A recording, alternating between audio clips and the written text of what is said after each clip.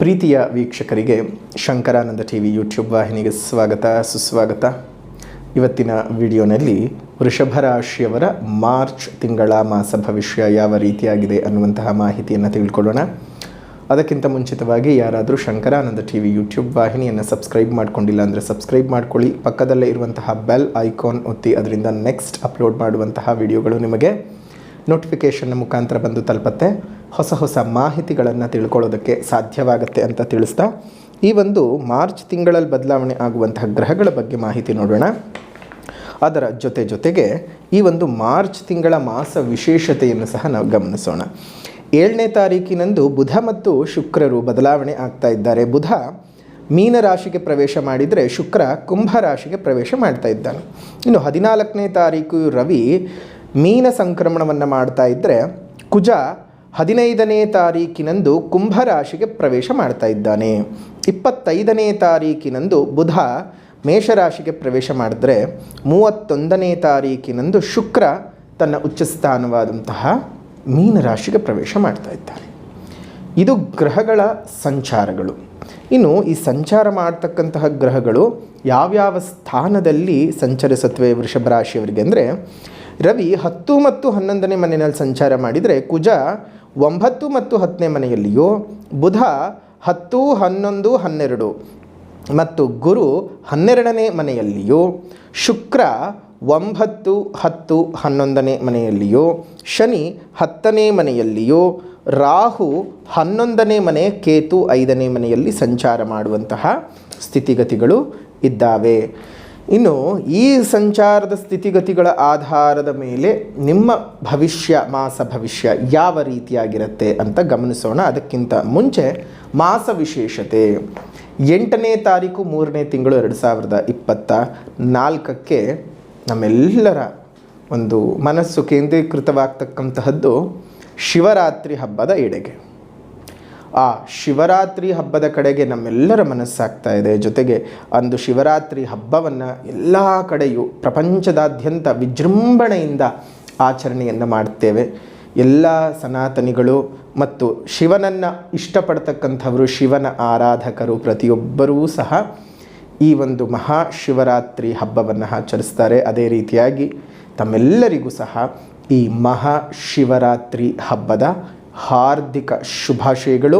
ಆ ಪರಮೇಶ್ವರನನ್ನು ಕೇವಲ ಇದು ಒಂದು ದಿವಸ ಅಲ್ಲ, ಪ್ರತಿ ದಿವಸ ಸಹ ಅವನನ್ನು ನಾವು ನಾಮಸ್ಮರಣೆಗಳನ್ನು ಮಾಡ್ತಾ ಇರಬೇಕು, ಅವನನ್ನು ಆರಾಧನೆ ಮಾಡ್ತಾ ಇರಬೇಕು. ಅದರಿಂದ ಇನ್ನಷ್ಟು ಒಳ್ಳೆಯ ಫಲಗಳನ್ನು ನಾವು ಅನುಭವಿಸ್ಕೊಳ್ಳೋದಕ್ಕೆ ಸಾಧ್ಯವಾಗುತ್ತೆ. ಇನ್ನು 25ನೇ ತಾರೀಕಿನಂದು ಹೋಳಿ ಹುಣ್ಣಿಮೆ. ಕತ್ತಲಾದಂತಹ ನಿಮ್ಮ ಬದುಕಿನಲ್ಲಿ ಹೊಸ ಬೆಳಕು ಮೂಡಿಬರಲಿ. ಕತ್ತಲೆ ಇದ್ದಂತಹ ಬದುಕಿನಲ್ಲಿ ಹೊಸ ರೀತಿಯಾದಂತಹ ಬಣ್ಣಗಳು ಬರಲಿ. ಆ ಬಣ್ಣಗಳು ಕಾಣೋದಕ್ಕೆ ಬೆಳಕು ಬೇಕು. ಆ ಚಂದ್ರನ ಬೆಳಕು ಮತ್ತು ಸೂರ್ಯನ ಬೆಳಕು. ಸೂರ್ಯ ಶಾಖವನ್ನು ಕೊಡ್ತಾನೆ, ಚಂದ್ರ ತಂಪನ್ನು ಕೊಡ್ತಾನೆ. ಬೆಳಕಿನಲ್ಲೇನಂಥ ವ್ಯತ್ಯಾಸವಿಲ್ಲ. ಆದರೆ ಅದರ ಅನುಭೂತಿಯನ್ನು ನಾವು ಪಡ್ಕೊಳ್ಬೇಕಾದಾಗ ನಮಗೆ ಆಗುವಂತಹ ಒಂದು ಕೆಲಸಗಳು ಅಥವಾ ನಮಗೆ ಆಗುವಂತಹ ಅನುಭವಗಳು ಬೇರೆ ಬೇರೆ ರೀತಿಯಾಗಿ ಇರುತ್ತವೆ. ಸೂರ್ಯ ತುಂಬ ಪ್ರಕಾಶಿತನಾಗಿರ್ತಾನೆ, ಹಾಗಾಗಿ ನಮಗೆ ಸುಡ್ತಾನೆ. ಚಂದ್ರ ಅಷ್ಟೊಂದು ಪ್ರಕಾಶಿತವಲ್ಲ, ಹಾಗಾಗಿ ತಂಪು. ಏನೇ ಆದರೂ ನಮಗೆ ತಂಪು ಬೇಕು, ಅದೇ ರೀತಿಯಾಗಿ ಶಾಖವೂ ಬೇಕು. ಎರಡು ಹೆಚ್ಚು ಆಗಬಾರ್ದು, ಎರಡು ಕಡಿಮೆಯೂ ಸಹ ಆಗಬಾರ್ದು. ಸಮತೋಲಿತದಲ್ಲಿದ್ದರೆ ತುಂಬಾ ಒಳ್ಳೆಯದಾಗತ್ತೆ ಬದುಕಿನಲ್ಲಿ. ಸೊ ಅದೇ ರೀತಿಯಾಗಿ ನಿಮ್ಮ ಬದುಕಿನಲ್ಲೂ ಒಳ್ಳೆಯದು ಮತ್ತು ಕೆಟ್ಟದ್ದು ಎರಡರ ಸಮ್ಮಿಶ್ರದ ಫಲಗಳು, ಯಾವಾಗ ಒಳ್ಳೆಯದು ಯಾವಾಗ ಕೆಟ್ಟದ್ದು ಎಲ್ಲವೂ ಬರಲಿ, ಏನೇ ಬರಲಿ, ಆ ಭಗವಂತನ ದಯೆ ಒಂದು ನಮ್ಮ ತಲೆ ಮೇಲಿದ್ದರೆ ಪ್ರತಿಯೊಂದನ್ನು ನಾವು ದಾಟ್ಕೊಳ್ತಾ ಹೋಗೋದಕ್ಕೆ ಸಾಧ್ಯವಾಗುತ್ತೆ. ಇನ್ನು ಮಾರ್ಚ್ನಲ್ಲಿ ವೃಷಭ ರಾಶಿಯವರಿಗೆ ಯಾಕೋ ಬಹಳ ಅನಾರೋಗ್ಯ ಕಾರಣಗಳು ಜಾಸ್ತಿ ಆಗ್ತಾ ಇದೆ. ನಿಮ್ಗೆ ಇದ್ದಕ್ಕಿದ್ದ ಹಾಗೆ ಅನಾರೋಗ್ಯಗಳು ಜಾಸ್ತಿ ಆಗ್ತಕ್ಕಂಥದ್ದು. ಇದರಿಂದ ನಿಮಗೇನಾಗುತ್ತೆ, ನಿಮ್ಮ ಕೆಲಸ ಕಾರ್ಯಗಳಲ್ಲಿ ಸರಿಯಾಗಿ ನಿಮ್ಮನ್ನು ನೀವು ತೊಡಗಿಸಿಕೊಳ್ಳೋದಕ್ಕೆ ಸಾಧ್ಯವಾಗಲ್ಲ. ಈ ಜಾಯಿಂಟ್ ಪೈನ್ಸ್ಗಳೆಲ್ಲ ಜಾಸ್ತಿ ಆಗ್ತಕ್ಕಂತಹದ್ದು. ದೈಹಿಕವಾಗಿ ಅನಾರೋಗ್ಯಗಳು ಮತ್ತು ತೊಂದರೆಗಳು ಉಂಟಾಗ್ತಾ ಇರುತ್ತೆ. ಜೊತೆಗೆ ನಿಮ್ಮ ಕುಟುಂಬದಲ್ಲಿ ನಿಮ್ಮನ್ನು ಆಶ್ರಯಿಸಿಕೊಳ್ಳುವವರ ಸಂಖ್ಯೆ ಹೆಚ್ಚಾಗೋದು ಮಾತ್ರವಲ್ಲದೆ ಅವರ ಒಂದು ಬಾಧ್ಯತೆಗಳಿಂದಾಗಿ ನಿಮಗೆ ಅಧಿಕವಾದಂತಹ ಖರ್ಚುಗಳು ಉಂಟಾಗ್ತಕ್ಕಂಥದ್ದು ಆಗತ್ತೆ. ನಿಮ್ಮ ಮನೆಗೆ ಈ ಒಂದು ತಿಂಗಳಲ್ಲಿ ಸುಮ್ಮನೆ ಬರುವಂತಹ ನೆಂಟರಿಷ್ಟರು ಬಳಗ, ಅದರಿಂದ ಏನೋ ಒಂದು ಸಾಬ್ರಿ ಎಲ್ಲ ತಲೆ ಮೇಲೆ ಬಂದು ಬೀಳೋದು, ಮಾನಸಿಕ ಕಿರಿಕಿರಿಗಳು ಉಂಟಾಗ್ತಕ್ಕಂಥದ್ದು, ಅನಾರೋಗ್ಯ, ಅನಿವಾರ್ಯವಾಗಿ ಮಾಡಲೇಬೇಕಾದಂತಹ ದುಂದು ವೆಚ್ಚಗಳು, ಇವಕ್ಕೆಲ್ಲ ಏನಾಗುತ್ತೆ, ತುಂಬಾ ಮಾನಸಿಕವಾಗಿ ಈ ತಿಂಗಳು ತುಂಬ ಕುಗ್ಗಿ ಹೋಗ್ತೀರಿ. ತುಂಬ ಜನ ಕಮೆಂಟ್ ಮಾಡ್ತಾರೆ, ಅಯ್ಯೋ ಗುರುಗಳೇ, ವೃಷಭ ರಾಶಿಗೆ ನಿಮಗೇನು ಶತ್ರು ಇದ್ದಾರಾ, ಯಾವಾಗಲೂ ಕೆಡಕೆ ಹೇಳ್ತೀರಾ ಅಂತ. ಅದೇ ಶುಭವಾಗಿ ಹೇಳಿದ್ದು ಬೇಕಾದಷ್ಟು ವಿಡಿಯೋಗಳಿದೆ, ಅದನ್ನು ಯಾರೂ ಗಮನಿಸಿಲ್ಲ. ಏನು ಮಾಡೋಣ, ಕೆಲ ತಿಂಗಳುಗಳಿಂದ ವೃಷಭ ರಾಶಿಯವರಿಗೆ ಗೋಚಾರ ಈ ರೀತಿಯಾಗಿ ಸೂಚಿಸ್ತಾ ಇದೆ, ಆ ರೀತಿಯಾಗಿ ಸೂಚನೆ ಕೊಡ್ತಾ ಇದೆ. ಹಾಗಾಗಿ ಅದರಿಂದ ಹೇಗೆ ಆಚೆ ಬರಬೇಕು ಅಂತ ಯೋಚನೆ ಮಾಡಬೇಕೇ ಹೊರತು ಕೊರಗ್ತಾ ಕೂತ್ಕೊಳ್ಳೋದು ಅಲ್ಲ. ಏನೇ ಆಗಲಿ ನಮ್ಮ ಬದುಕಿನಲ್ಲಿ ಮನುಷ್ಯನಿಗೆ ಕಷ್ಟಗಳು ಬರುತ್ತವೆ, ಮರಕ್ಕೆ ಬರೋದಿಲ್ಲ, ಕಲ್ಲು ಬಂಡೆಗೆ ಬರಲ್ಲ.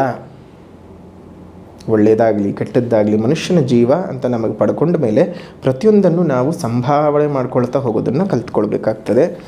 ಸುಖ ಬಂದಾಗ ಹಿರಿ ಹಿಗ್ಗೋದು, ಕಷ್ಟ ಬಂದಾಗ ಕುಗ್ಗಿ ಹೋಗೋದು, ಆ ರೀತಿಯೆಲ್ಲ ಆಗೋದು ಬೇಡ. ಇನ್ನು ಮನೆಯ ನವೀಕರಣಕ್ಕೆ ಏನಾದರೂ ಕೈ ಹಾಕೋದಿತ್ತು ಅಂದರೆ ಕೈ ಹಾಕ್ಬೋದು. ಅದೇ ರೀತಿಯಾಗಿ ಸಾಲ ಪಡೆಯುವಂತಹ ಸಾಧ್ಯತೆಗಳು ಈ ಒಂದು ತಿಂಗಳಲ್ಲಿ ಜಾಸ್ತಿ ಇದೆ.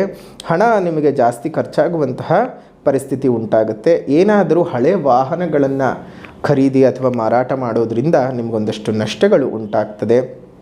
ನ್ಯಾಯಾಲಯದಲ್ಲಿ ಏನಾದರೂ ಕೇಸುಗಳು ನಡೀತಾ ಇದ್ದರೆ ಅದೊಂದಿಷ್ಟು ವಿಳಂಬ ಆಗ್ತಕ್ಕಂತಹ ಸಾಧ್ಯತೆಗಳಿದ್ದಾವೆ. ನಿಮ್ಮ ಪರವಾಗಿ ಅದು ಅಷ್ಟೊಂದು ಸುಲಭವಾಗಿ ಆಗಿ ಬರೋದಿಲ್ಲ.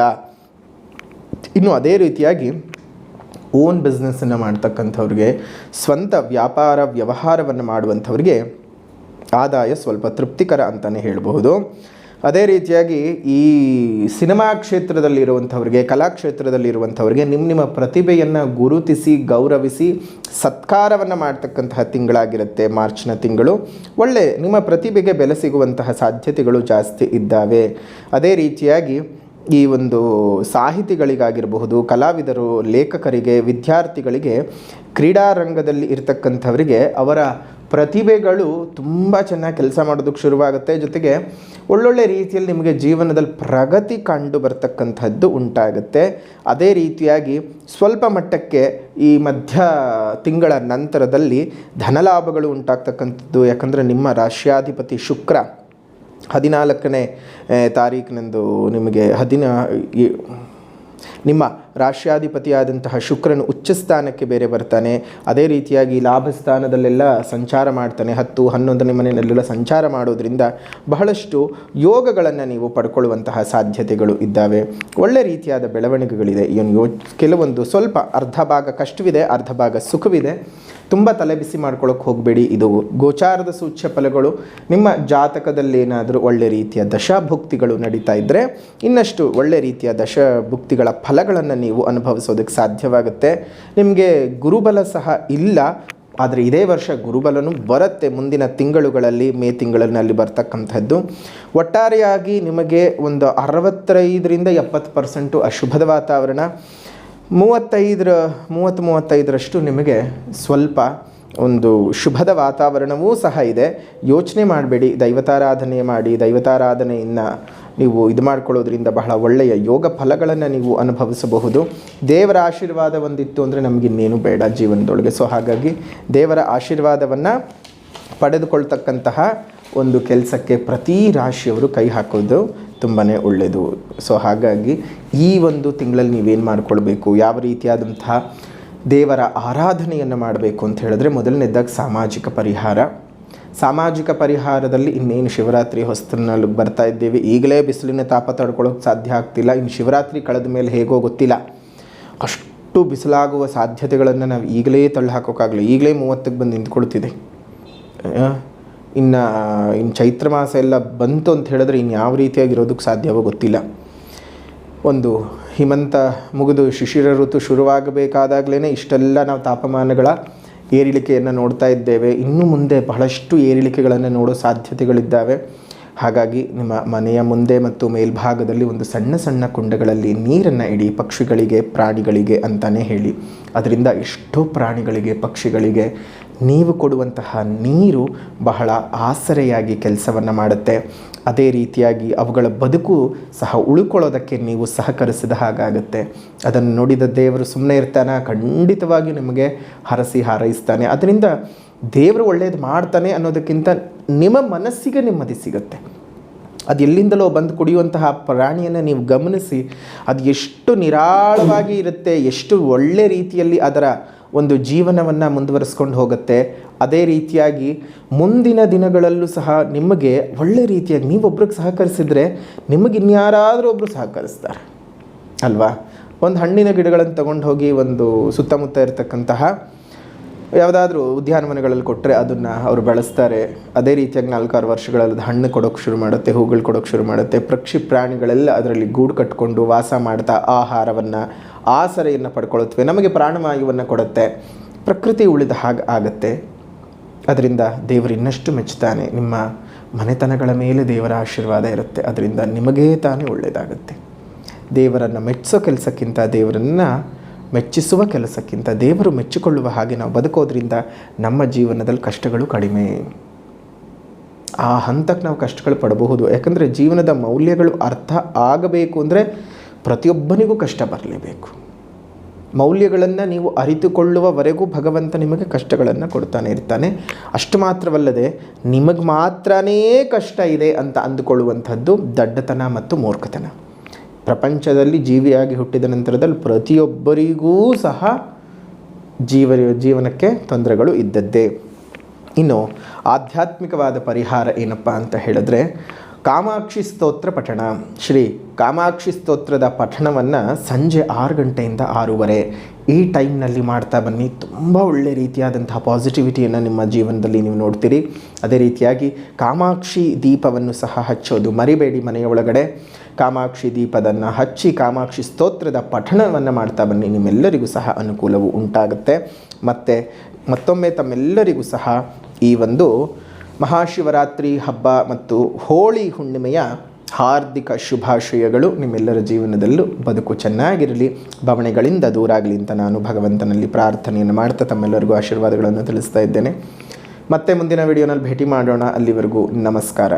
ಲೋಕಾ ಸಮಸ್ತ ಸುಖಿನೋ ಭವಂತು, ಸಕಲ ಸನ್ಮಂಗಳಾನಿ ಭವಂತು, ಸರ್ವೇ ಜನಾಃ ಸುಖಿನೋ ಭವಂತು, ಸಮಸ್ತ ಸನ್ಮಂಗಳಾನಿ ಭವಂತು.